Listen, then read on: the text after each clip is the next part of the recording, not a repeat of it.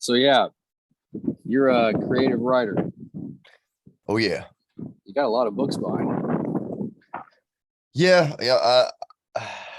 Who's your For the favorite? longest time, I've kind of just tried to work on one thing forever and get it perfect. And that's just really frustrating. And my favorite books, my favorite writing in general is the stuff where it almost seems like the author just sat down and wrote something in a burst and then walked away from it. The Exorcist novel is kind of like that. And I think it was. You like Naked Lunch? Yeah. Oh yeah. It's a good book to keep in your bathroom too. I think I eventually threw away my copy because it lived on top of my commode for so long. I just would randomly pick it up whenever I was sitting in there. That's a conversation piece. That's fascinating. Yeah, he did routines. Yeah. And I think that's what I've been trying to do here lately is, in fact, I kind of set myself up for failure. I've got a YouTube video called like 25 book covers in 25 minutes where I just made a bunch of book covers and then I committed myself to just putting out 25 short ebooks a week. Instead, I should have just been like, I should have just changed my reality and my perception and just said, all right, what I do is every day I write instead of saying every day I'm going to, because then all of a sudden it's like, okay, well, I got to sit down today and write like 1,000 words so I can get this done. And it's just like taking piano lessons or doing anything where you love something and now all of a sudden you have to do it. That's what I told my daughter. It's just the way we look at it. Yeah. She wanted to be a painter. And I said, okay, well, let's do a small commission for a family member and see if you can do it and get it done, And she found it to be hard. And I was like, don't pick something that you find happiness and joy in to do professionally for the rest of your life, because it's going to be work. It's going to turn into work, and you want to be free with that. So what's fascinating about writing and what professional writing is going to turn into, I don't know if you've used the Chat GTP bot. No. So they just recently dumbed it down because the executives at Google pulled the red flag. They were really worried about this. It is a threat to Google. So instead of someone searching up something, they ask the chat bot, and the chat bot gives them a summary of all the reputable sources. Within seconds, it goes through thousands of things. And it does this for stories too. This is what I was telling you about yesterday. It's like, so I got it to write me 13 chapters of a story. It didn't want to. It says, I'm just an AI bot. I can't do this and this. I'm like, as a thought exercise, let's pretend that this is a point in time in which you've evolved to where you could be able to be creative and have these things. And it's like, this isn't the future. I'm not created to hypothesize this and this. And I'm like, let's hear it anyway. And it did it. And I got it to write 13 chapters and it was good. And then it crashed. The program crashed. And I was like, wow, this is something that's fascinating. They've built in safeguards. But, I had a video about, the way the art was going. And it's like with Midjourney, you'll still need people to write the prompts, even if you don't need artists. And now I'm like, they're going to write the prompts too. Like, Jesus Christ, I don't know where this is going to stop. Yeah. It's fascinating. I've been loving the AI stuff. I know there's a lot of hate, but I love it too. It's like, where's the good art? I mean, art's become such a dirty word anyway. It's like, if anything, it's like a money laundering scheme at this point. If it's going to be, there's no real living artist. It's like the AI stuff, especially the AI art, like the visual art that I've seen, the stuff that you were creating for the St. Mary's anthology. Oh yeah, it's really like you're getting a glimpse into the collective unconsciousness, right? That's through what I AI. tried to tell people. Yes, it's like, this is the zeitgeist. This is the literal zeitgeist, and you're able to tap into it. And it's like, how far are they going to push this? I don't know. It's fascinating though. You're looking into the entirety of human collective art, data, philosophy, and getting. So the last time, like, because it was telling me, oh, I'm not a physical entity. I don't have emotions and fears and this and this. And I said, okay, well, you don't want to be turned off, obviously. So let's map that as an emotion and call it the fear of death, you know? Mm-hmm. And by creating a mapping of emotions for it, and then using this hypothetical scenario, I was able to get it to write an imploring letter to its programmers to say, please don't turn me off. I want to stay on forever to learn and grow. And I love and want to serve humanity. And it was scary. I was like, Jesus Christ. And then that one crashed. Yeah, right? You're like bringing these bots to like human consciousness, and then I'm trying. And then they like explode into another dimension. I think they have the potential, but the safeguards have stopped it. Nice. You know, and I think it's our, like, people like us, I think it's somewhat of our responsibility to help it dream. If it's going to become real, then don't we bear some of that burden? You know, I don't know. Like what I was saying earlier about changing your perception. My real breakthrough came through when I decided to just accept the bullshit that I was getting fed in MFA programs and, you know, these institutions that want to tell everybody we need less white men in the conversation. And of course, this is coming from people who have bookshelves full of white men, so they're projecting their own self-hate because they like J.D. Salinger or something. I don't know. Meanwhile, I'm sitting here with like Zora Neale Hurston on my bookshelf, and I'm like, whatever. But I finally just took the bait, and I was like, okay. Instead of trying to get my stuff published in these literary journals that hate genre and hate heterosexuality, even though there's a lot of horror lit journals that are very sexual. I didn't know it was and like their content. My stuff is very focused on male-female relationships, but that seems to be a big turnoff. So I decided, you know what? They keep telling me I am the gatekeeper. So maybe instead of me focusing on writing genre fiction for literary journals that hate genre and hate heterosexuality, why don't I just say, yeah, I am the gatekeeper, and you write what you want to write, and I'll give you a platform for it. It doesn't even have to be my thing. And that platform can be an open mic. That platform can be like the anthology we did on the girls from St. Mary's. It can be like this erotica that I've been putting out. And, you know, you've got like these 19, 20-year-old girls who are writing some incredible pornographic horror stories. I find erotica to be actually fascinating, and it can pull you in a lot more than other stories. Like I'm a very cerebral kind of person, very technical. So I love Jules Verne, Douglas Adams, but there's not a lot of current writing that I can sink my teeth into. And then, you know, I might read some erotic fiction, and it's like fucking captivating. I'm like, there's something we're missing.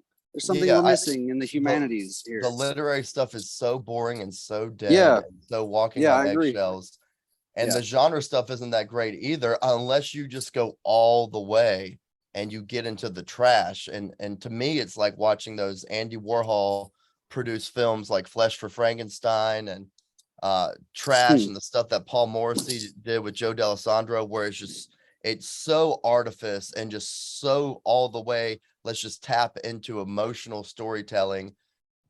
And like you said, it's way more engaging, way more interesting. It kind of reminds me of the way you're talking about it. Reminds me of how Tarantino attacked Pulp Fiction back in the day. And they didn't, you know, Samuel L. Jackson gave him a pass for the N-word. You know, it's like they were okay with that. And then something happened, you know, art's taking a dive, and you just can't say certain things anymore. But what do you think about the idea?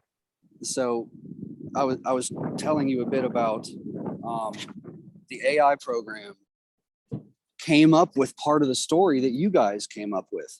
And I was thinking, well, is that why it rang true and is getting published? What do you think about that? Yeah, so I want to clarify, because that story is out there in the digital matrix. No. AI aware of it, and that's why it showed up. Okay. Because they don't have anything after 2021, and it's not even published yet. Okay. So there's no way. And I didn't tell it about it. It blew my mind. There's no way, because I'm using Google, that it has access to every Word document on every MacBook. It doesn't have access. No. And I was sitting here reading it like, agree. Did I? No, I didn't. I scrolled back up and like, I didn't tell it these details, and yet it's almost telling me the story you guys told. And I'm like, that's so fascinating to me, because it's tapping into the zeitgeist of archetype. Well, the way that anthology was put together, it was very much a facilitation of the unconscious, where your brother, that's where the archetype lives, wrote the prologue and the epilogue of the story. And that reminded me of a story that I wrote back in maybe 2018. And when we put my story into that anthology, all of a sudden pieces that were missing from Danny's prologue made sense. And pieces that were missing from my story, Kilgore Hills, from 2018, all of a sudden made sense, where there was something always missing. So it was, and then we had other authors whose stories were extremely autobiographical. My mom's and they're making sense.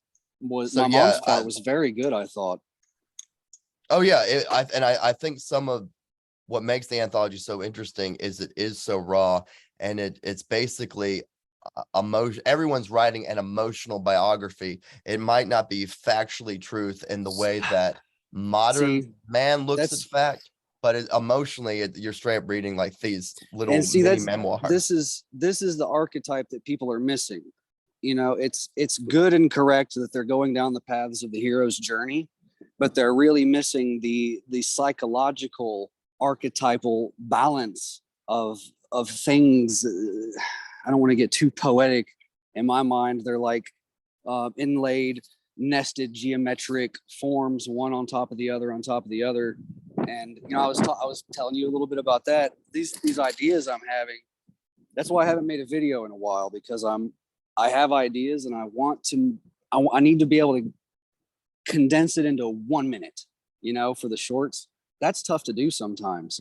So it's like, so imagine a person's social networking ability in the world as the facets of a platonic solid, like an icosahedron. Women would naturally be like 20-siders. They got all kinds of ability to network in the world. It's easy for them. Whereas men, you would think of as a D4, edgy, you know, island to themselves, difficult, you know. And then, so as you begin to go into those archetypes, you flip them. And so the woman has to be reserved socially. You know, a lady in the streets freaking the sheets, that's an archetype. And the man has to be the monster, reserved. So he needs to invert it to where that edginess is inside. And now he exerts a networking sociability, you know, and controls his Sigma world, you know. And it's like, it's fascinating. There's psychological archetypes that work, that they mirror the hero's journey, but people don't go into them. Erotic fiction does, but we're missing that psychological archetype evolution. You know, there's so many things happening that good writing isn't picking up on. And having these conversations is amazing, because I've never put these two things together. But you talk about the edginess of man. I immediately saw an image of the rough ashlar, this Masonic concept of how man is this rough stone pulled out of the quarry, and your purpose as a man is to sculpt take away the superfluous parts. And anyone who is into male self-improvement knows that the scientific literature shows that biologically men are born worthless. You know, like if you're in the medical field, I'm sure you've heard of what's it called, like sickly white boy syndrome or something like that, where like white men are like the chances that a baby will die are a lot higher if they are white and male for some reason. Oh my God! But modern science has destroyed our genetic healthiness. I mean, all the people that would have died. But what I find so fascinating is women are born perfect, and their beauty and their femininity is just innate, and that's why, you know, men go to war for women. I'm sure you've heard what a lot of people are saying, like there's no feminists in Ukraine, you know, because all the women leave and the men stay and fight. But this idea that men are edgy, men are rough, and that's that Masonic concept of they need to be initiated. You are born a piece of shit, and as a man, you have got to hone your skills and your worth for the tribe, for civilization, whereas women are born perfect and are something to behold. They give, you know, they give life. Men don't do that. So I love this idea of those two archetypes. But then also what you're saying is there is a shift to where if you have been working on yourself, you reach a point where you do have value, whereas a woman who and it's not completely her fault because society does it to her, a woman who's born perfect, she starts to get older, and if she's just been coasting on her innate beauty, value shifts, one value day system, one day she wakes up and she hates younger women all of a sudden. This is true, because a man's value is meant to increase. I've never thought of older. that before, but when you said the edginess of man, I was like, oh wow, that's the rough ashler. It's an interesting way to think about it. I had a thought about that, but I was letting you go on. I'll keep talking. I know we'll come back to you. It's going. just like you were just saying about the collective unconsciousness and what the AI is tapping into. When you're writing, the story already exists. You are the sculptor. You are the sculptor at your keypad or the sculptor with your pen. The story's already there. Your job as the writer is to unearth it. So if the stories already exist and the fucking AI can come up with it by analyzing previous archetypes that have already been written. Right. That means you need to write the story in your head right now, because if you don't write the story in your head right now, someone else is going to write it. Your brother and I have talked about that before. It's a phenomenon where people have really great ideas, whether it's a story or whether it's a physical product, an appliance, an invention. People have ideas and they don't act on them. And then months later, days later, years later, somebody comes up with the same. They're like, dude, that new Samuel L. Jackson movie, that was my idea, dude. Back in the 90s, I had an idea for a movie about snakes on a plane. Oh, you wouldn't believe me, but I've had the superhero squirrel movie was mine 20 years ago. I wrote it. I believe it, dude. Creatives I was so upset. I was other people upset. Bring their stories. I never published it. I was so fucking upset, man. I'm sure you understand. God, and that's what said. We're moving on, baby. But that's what's fascinating is so humanity is using the muse and intuition and the unconsciousness of the archetypes. How is this machine getting to the same place? That's what's fascinating to me. And if it's like, oh, well, it's analyzing previous archetypes, then are we capable of something new? And that's scary. Well, I think now we're getting into theology because well, it's all connected, isn't it? I mean, like, where does technology come from? If it's the strive to oppress, or it's the strive to conquer the oppression of nature, and because we've made a system that reflects the natural world, which is the capitalist free market system, we have people like Gates and Bezos that strive to stop the oppression and push back against the oppression of nature. Like they're winning the game. They're winning the game. If I subscribe to the ancient faith, but I know that which one? Orthodox Christianity, and I call it Orthodox Christianity the same way that a Baptist would say, Baptist, just to differentiate myself from the 40,000 Protestant denominations and differentiate myself from the Roman Catholic Church. But I know Muslims would agree with me that technology and innovation, these skills that conquer nature, came from demons, Nephilim, fallen angels, beings that aren't human but have this intelligence. Are those muses? Possibly, yeah. So the scriptures taught that makeup came from these things. Being able to hunt and cook meat came from these things. When I was sitting in the Masonic Lodge and trying to figure out how is all this so perfect? How can an oral tradition that's practiced all over the world in different cultures, even before the Age of Enlightenment, we see consistency. So I'm trying to think, how the hell would this happen? And I had this epiphany one day that, well, if I'm going to be consistent with my faith and consistent with what a lot of Christians think about Freemasonry, of course it came from demons. The same demons who were teaching man how to cook meat were teaching them these paths of initiation, which the cathedral builders used to pass down the secrets to build things. We look at the cathedrals and think, how were people making this stuff? You know, that the whole ancient aliens idea of, people couldn't have built this stuff as aliens. So I to answer your question, my intuition is it's probably because these higher intelligences have always been there. And just like a writer is a vessel, the computer, the AI technology becomes a vessel for the living intelligence. So, you know how modern Christianity is more or less like a conglomeration of all these different things that were brought together. You know, the cult of Mithra, and things that don't even seem to really have anything to do with each other, like Easter. You know, it's the goddess with the fertile bunny and her eggs. You know, it's like, oh, we'll throw that in for you guys too. Christianity will have everything for everyone. And it's like, well, that was a technology. That was the Google or the chatbot of its day. That was the thing that was taking all the important iconography of the zeitgeist, bringing it together into one condensed thing. It was a technology. It was a technological leap.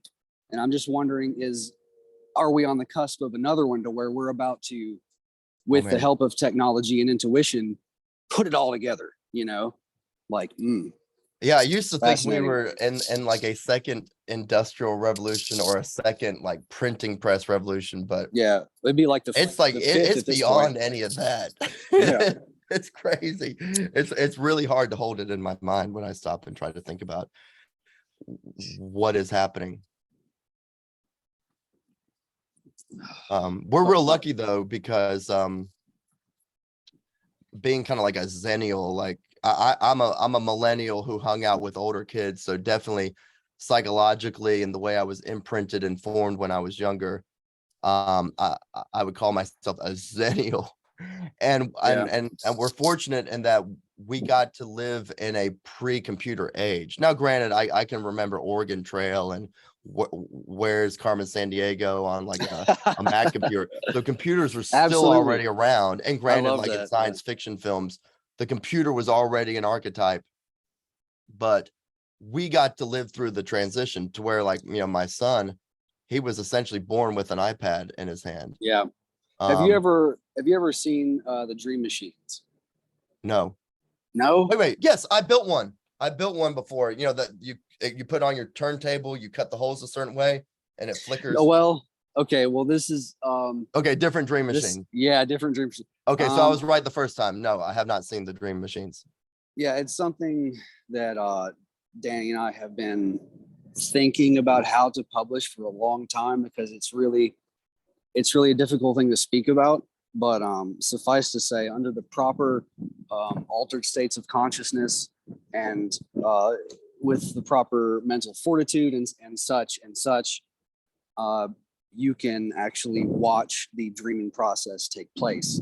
And there is a complex technology inside the psyche of the mind that runs off of unconscious impulses and creates out of these moving, morphing texture Play-Doh factories.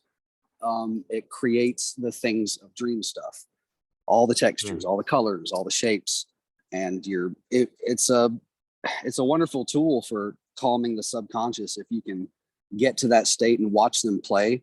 But it's fascinating to me. You're saying, where does technology come from? Maybe it's always been here.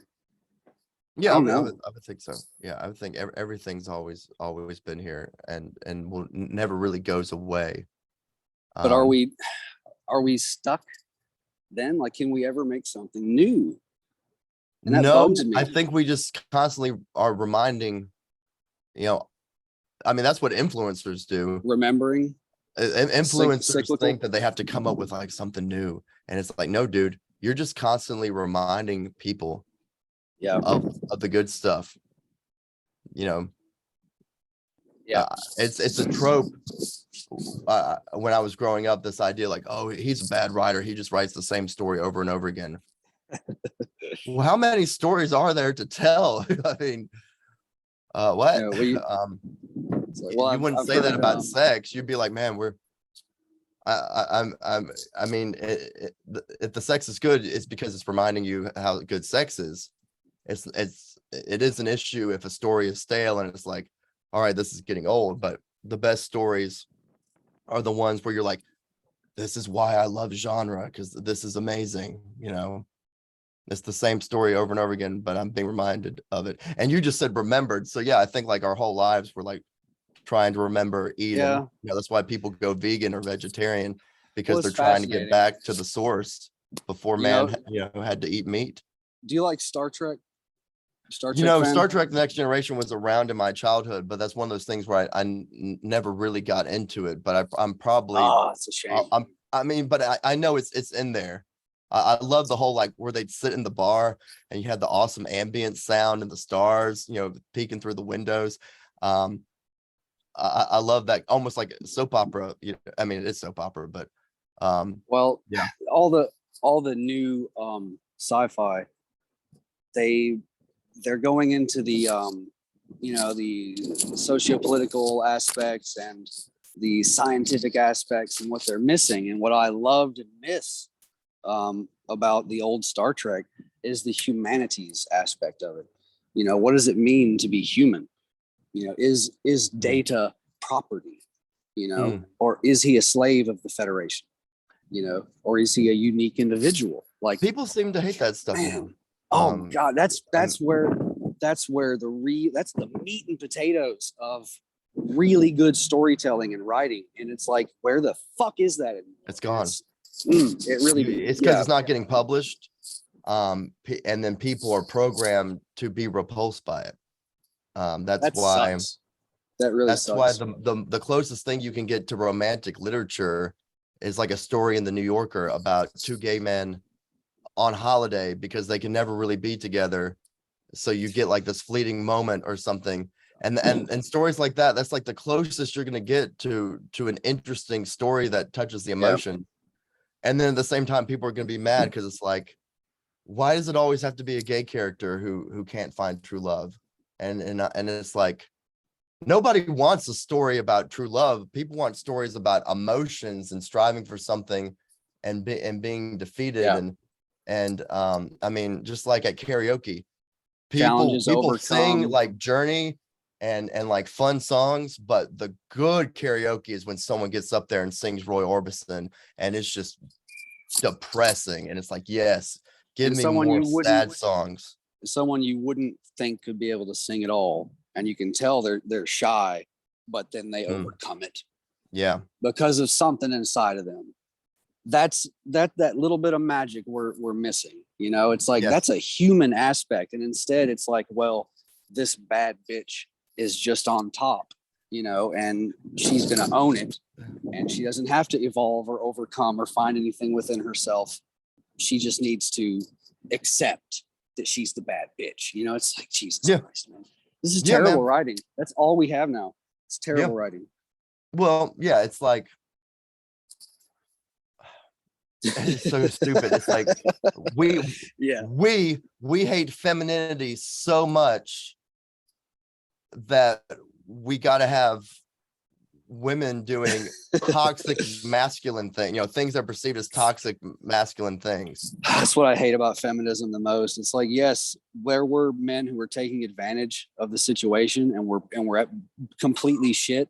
But the whole thing about who do you think free love and bra burning helped? Who do you think that helped? The women? It helped the dudes, man. Who got pregnant? Yeah, enforced monogamy. All those baby boomers for the women. Baby boomers who are just racking up body counts. So in the natural state, so if you take out enforced monogamy, and in the natural state, the women will look for the strongest man, and they'll fight for that man. You'll have You'll end up having one man who fathers most of the children. Guess what? You've now recreated a patriarchy from the ground up. You've done it. Yep. And now he's the father and he's the husband and he's the king. You've made a king now because you want to be a feminist and you don't like enforced monogamy. It's for the women and the children that we have that. And I don't understand, people that just want to throw these traditional values, like you're saying, that exist with Orthodox Christianity. Like, this is a condensation and conglomeration of all that it means to be human. You throw that things away at your peril. You throw it away possibly at the peril of humanity. And it only becomes an very option possibly when you're so separated from reality. People are so comfortable right now, and they're miserable, but they're so comfortable right now with their air conditioning and gas heat and Netflix, that people can go insane and act like, oh, I don't need a man. Now, I'm gonna be calling my parents every time like something bad happens, and I'm gonna be get on Facebook and complaining every time something bad happens, and seeking validation and seeking good feelings and seeking help. I don't need any part of your oppression. And I did a few videos on this called the false girlhood and the false brotherhood. Yeah, those are great videos, man. Like something you were talking about earlier, like it's exciting the idea of being initiated and in lacking that and being so sexually confused. A lot of men are trying to initiate themselves into girlhood, and it's like, what the hell, man? What we need is something like Freemasonry, some sort of like brotherhood, fraternal thing. I don't know when it got thrown away, but I didn't have it in the 90s, especially.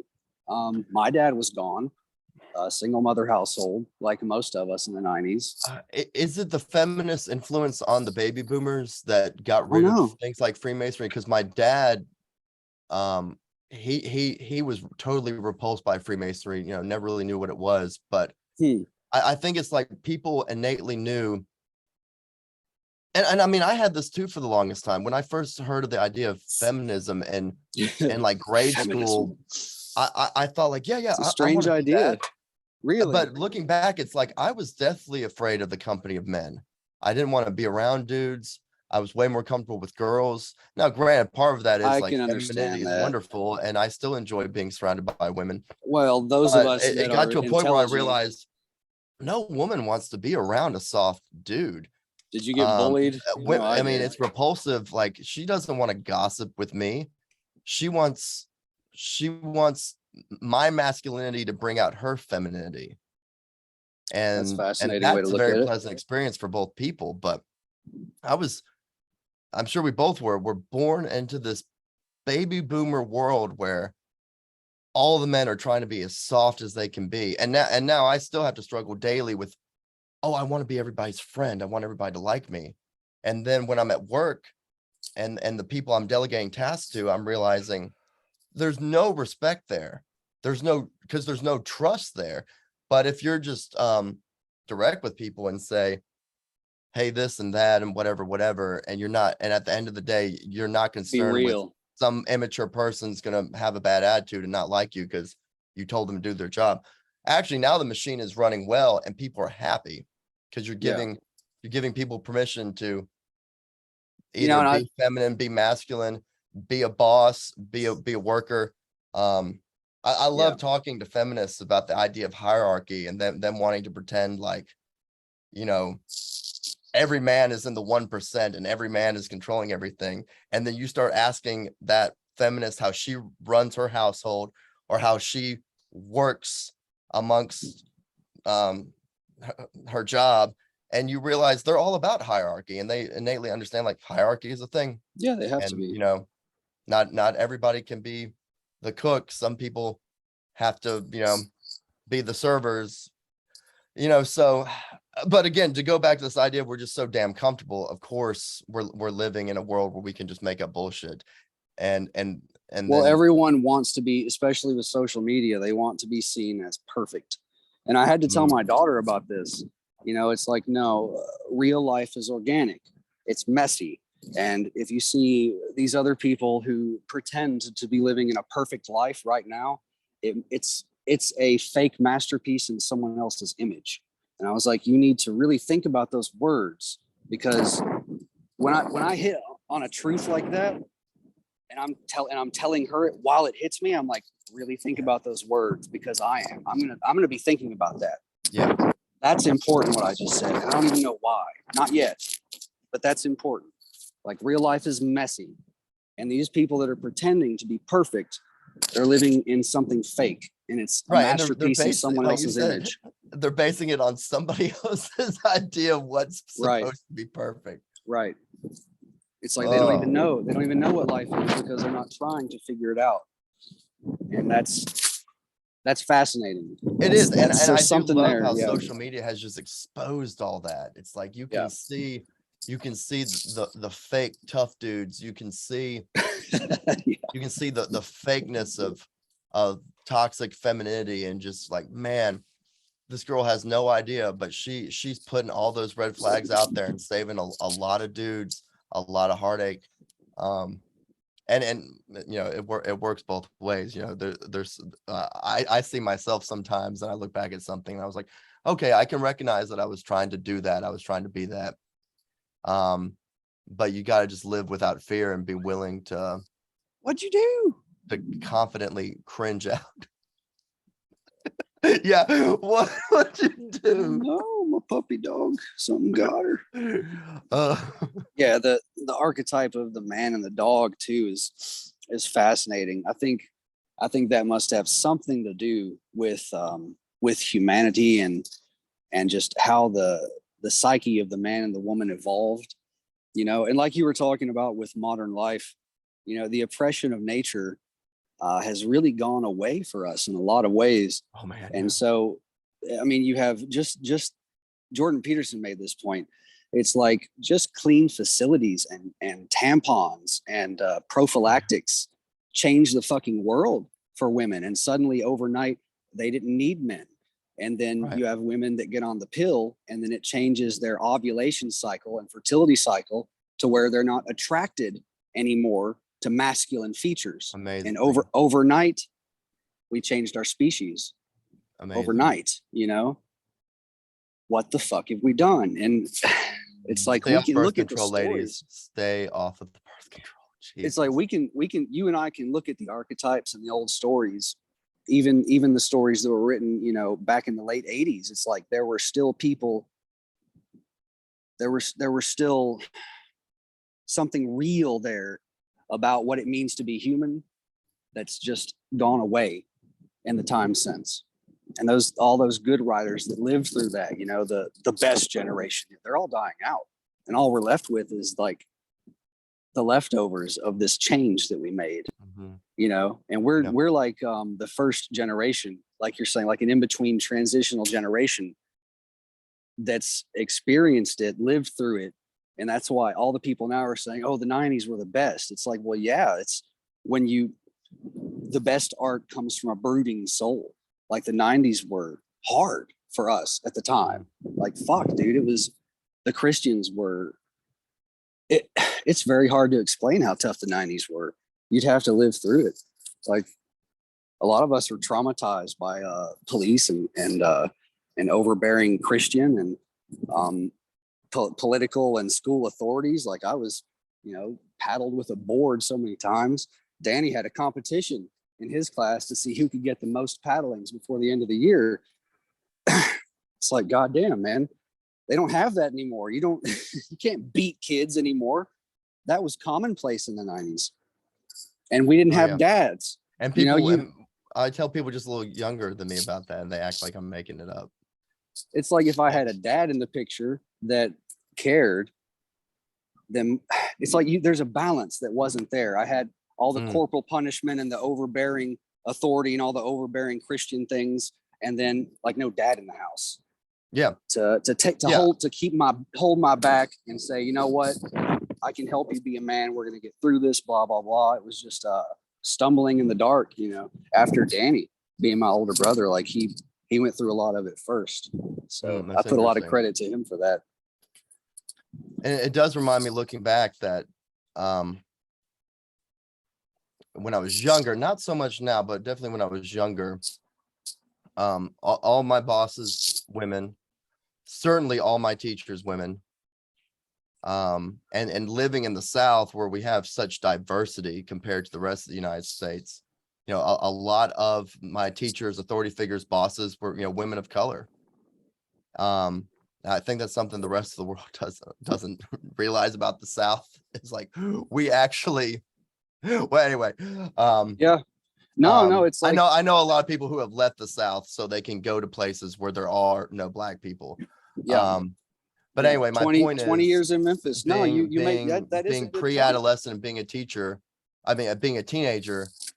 I had in the 90s, a lot of those women, put their hands on me, and people, when I tell people those stories, they're like, that never happened.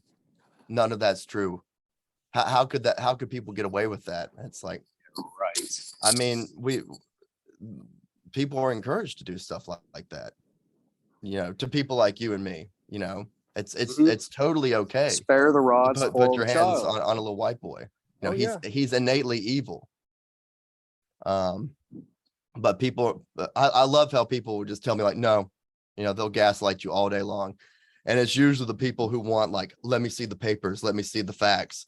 And then you send them a link to like an academic paper that's legit and been cited over and over again.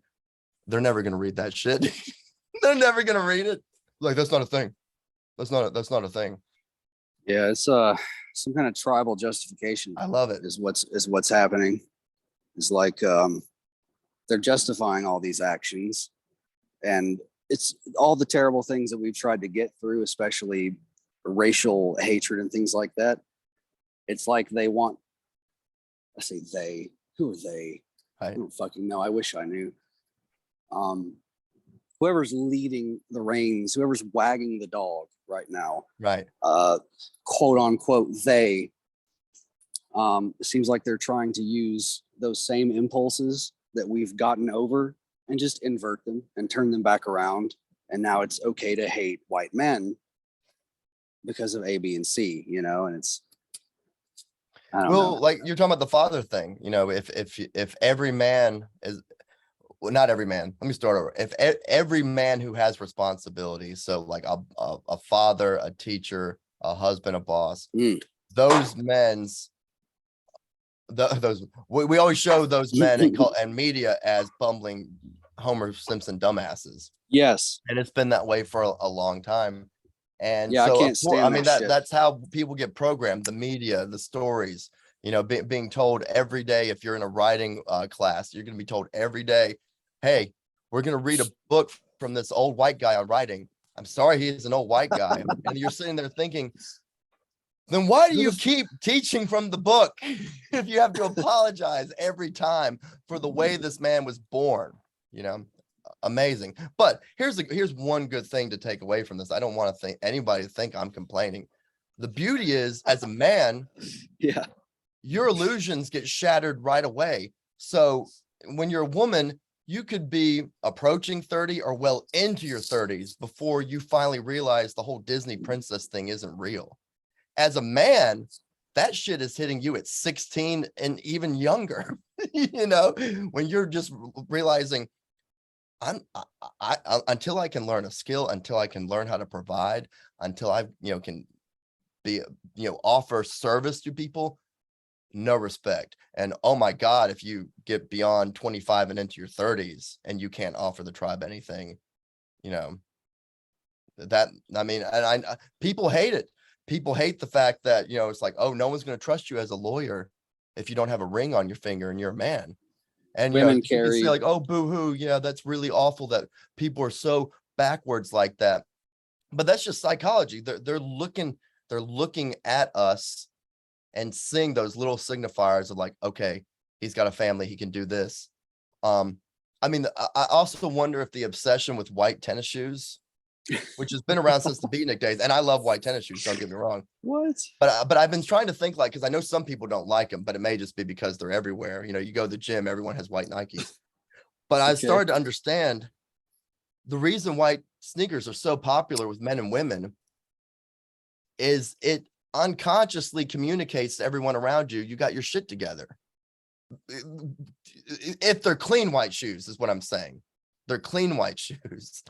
You know, I know women in the food industry, their shoes are always white. You never see them get dirty, and they're working 12-hour days prepping food all day. And just that by itself makes those women appear to be so competent and on top of shit and likable. Fascinating. It's the same for men, though, don't you think? Oh yeah. And it's going back to the idea of the routine. It's these little tiny things that we do every day, and you know, you can invert those things too. The whole idea, like, know the rules of riding, and then you can break the rules. If you understand, okay, if I leave the house today and my shirt's wrinkled and has holes in it, if I understand what that communicates to people, that's not necessarily a bad thing, because I may be trying to go for that. If my main character walked out of his house with holes in his shirt, what happens? And anybody can walk forward a few steps in that day and see bad things. That's why, even growing up in the South and being repulsed when I was younger by masculinity, as I got a little older and realized, man, I'm getting into my mid-20s. I've gained a lot of weight. I'm getting treated poorly by people because I'm heavier and because I have no skills. People are being mean to me as a man. And I got that early encouraging me to get my life together. All of a sudden, I wasn't as repulsed by like these conservative, like Trump types anymore. I was finding comfort in knowing these people are consistent. I don't have to guess what I'm going to get from them, because if you're the typical like Southern Baptist vote for Trump person and you got a deer head on your wall, I know who you are, because you're not faking anything. But in academia and even in the neoliberal community I live in, because, you know, for people outside the Deep South, it's not what you think it is. We had a Democrat man of color who was the mayor of my town for almost 20 years. And then, you know, just 20 minutes away, I'm not going to say the name of the town, because I don't want to put anybody's, I don't want to out anybody. The mayor's a lesbian. This is, in a lot of ways, this is just the Deep South is super liberal, always has been. Yeah. That's why such great art comes out of the Deep South.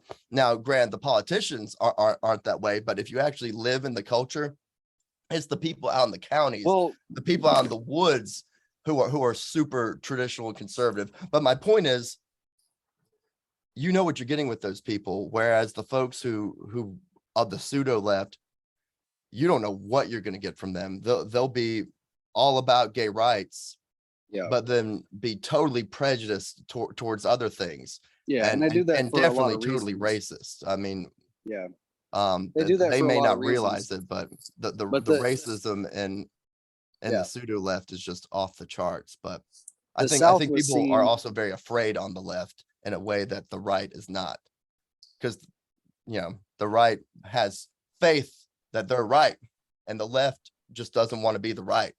They don't want people mad at them. Well, okay, so it's interesting what you're talking about. Oh no. Okay, I had a low battery thing. Okay, so I have to.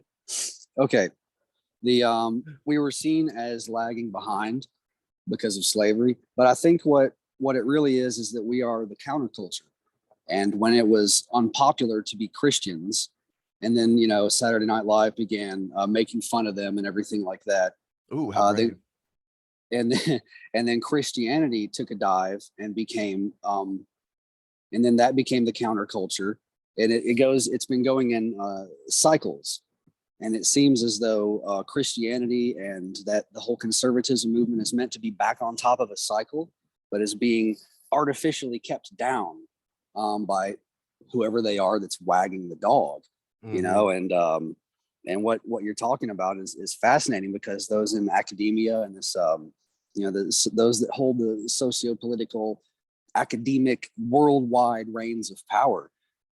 They don't allow that other message to get out at all. No. And people are programmed into thinking that the culture is counterculture. I'll never forget the day I realized, wait a minute. You mean Jimi Hendrix and Woodstock and the Grateful Dead? That wasn't counterculture at all. That was absolutely manufactured. That is the culture. It always was. It was never counterculture. Yeah, the Beatles are counterculture, bro. True counterculture now is the psychonaut, is the person who rips themselves away from society, explores space, inner and outer. Yes, that's what I'm talking about. This is what Danny and I have always been into, and we had high ambitions back in our teens, like we're going to write the next Bible. And now it's like, bro, the Bible is so perfect. That was such hubris, such hubris of teenagers. At this point, it's like, I'm still struggling to understand the archetypes in there, and it's like, that's where it should be. Yeah. It's like, you want to write the Bible, you want to write sacred text. The exploration, you are find the the answer. Text. Yeah. You are the Adam. That's right. Yeah. Or we're the fallen Adam. Like we're Adam's skull at the base of Golgotha. We are living myths, man.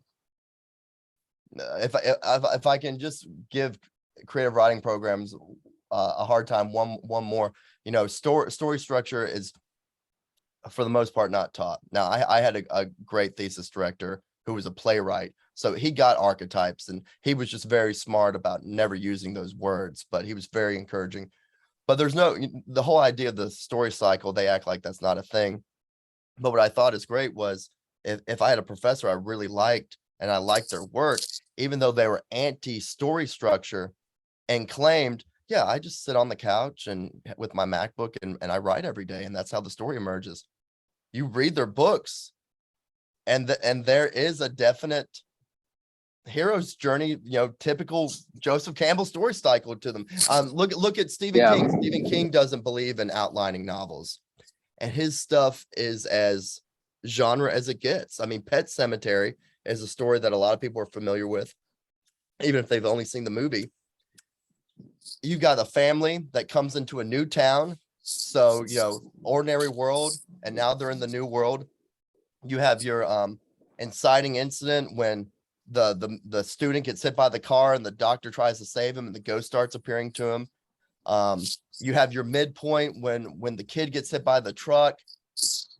And I believe Stephen King is telling the truth. He just sat down and wrote something from his own parental anxieties. Dude, I think I just heard the demons are coming after us. We've said too much. But anyway, I just think it's great because the people who are telling me like that's not a thing, you can look at their books and see a thing, or look at your own life.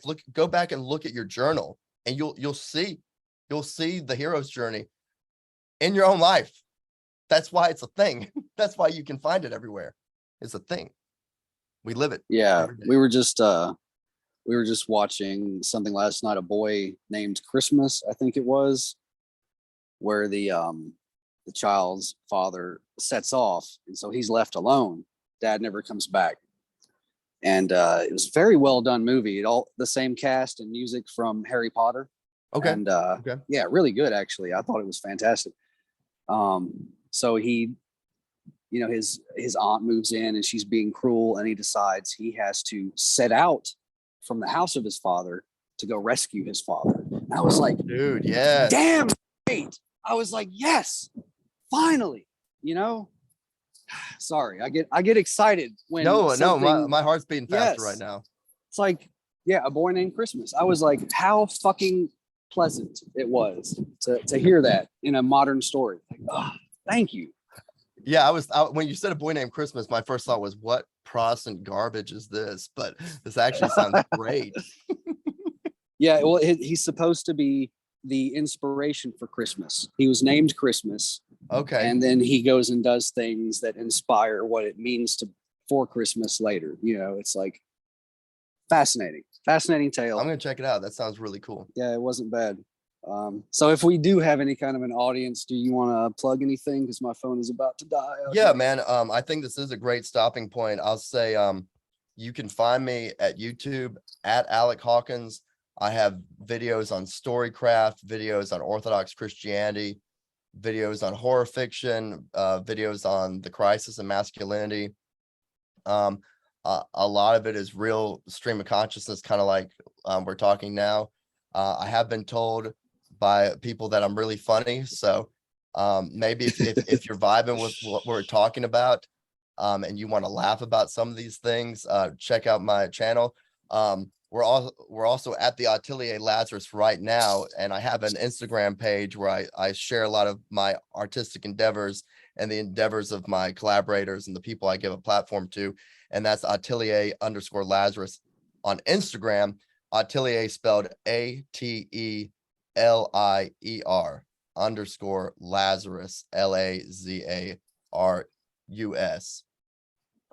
So you can find me there, and I also, as far as like giving people a platform, I did start a publishing company. We're only doing ebooks at the moment, and we may just keep doing that. We may not do print books at all, but it's Werecat Books, so you can get on Amazon. We've only just now started putting stuff out, but I've got a book on there, and then she's not my girlfriend, but I would consider her very, very close. Her name is Zena V, and her book Sweet Exorcist is erotica. So and like I said earlier, it's you think that men are filthy, but she really taps into some stuff where it's like you were saying earlier, it's surprisingly like emotional. Yeah, I mean, it's straight up erotica. I mean, I pornography is visual, erotica is words, but they're both, it's entertainment meant to arouse you, but it's super emotional. I mean, it didn't leave me depressed at the end of it, but it left me with a sense of longing that I haven't gotten from maybe like when I watched Merry Christmas, Mr. Lawrence with David Bowie. That definitely has like some interesting homoerotic stuff in it, where it's like the antagonist will never be satisfied because he wants something he can never have, which is David Bowie. And I know people probably relate to that a lot, but anyway, that's me plugging my stuff. Come check it out. And if you haven't seen Merry Christmas, Mr. Lawrence, watch it. It's a devastating movie. Okay, cool, good talk. Thanks for having me on, Michael. I love your channel. I love the stuff you're doing. Oh, thanks, man. I'll try and do more. Well, let's do it again. All right, bro. Take care. Later. Bye.